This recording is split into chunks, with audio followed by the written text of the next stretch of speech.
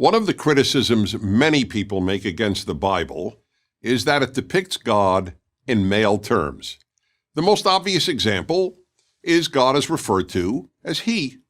Why did the Bible do this? Well, here's the answer. Because the Bible is preoccupied with making a kinder, less violent, more just world. If you share these goals, and I suspect you do, then you'll have to agree the Bible made the right decision. Before I explain, however, I need to add an obvious caveat. The God of the Bible is neither male nor female. God transcends gender.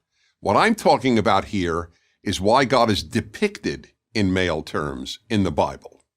Gender-wise, the Bible had three choices: masculine, he; feminine, she; or neuter, it. We can readily rule out neuter. For one thing, neuter nouns don't exist in Hebrew, the language of the Old Testament, which, after all, first introduced this God to us. For another, the biblical God is a personal God to whom we can and must relate, and we cannot relate to, let alone obey or love, an it. Aside from the language issue, the Bible depicts God in masculine terms because, 1, the Hebrew Bible's primary concern is making a good world; 2, a good world can only be achieved by making good people; and 3, the people who commit nearly all the world's violence are males. Therefore, it is in both men's and women's interests to depict God in the masculine. Here's why.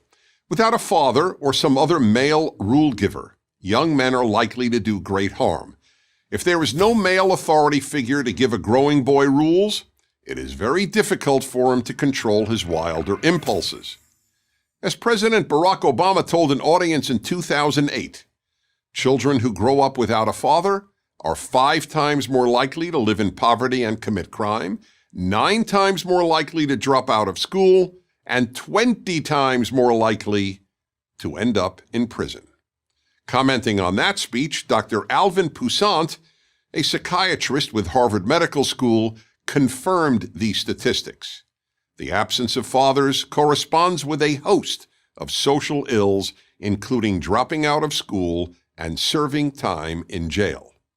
In other words, if one's primary goal is a good world, specifically a world with far less murder, child abuse, theft, and rape, a God depicted in masculine terms, a father in heaven, not a goddess, a mother in heaven, must be the source of moral commands such as do not murder and do not steal.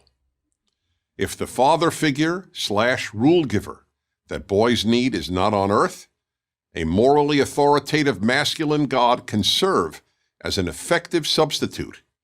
Any discomfort you might feel with the masculine depiction of God is not comparable to the pain we will all feel if boys are not civilized into good men.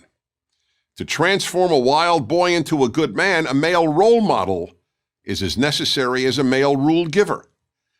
So when the Bible depicts God as merciful, compassionate, and caring for the poor and the widow, it is not so much interested in describing God as in providing a model for humans, especially males, to emulate.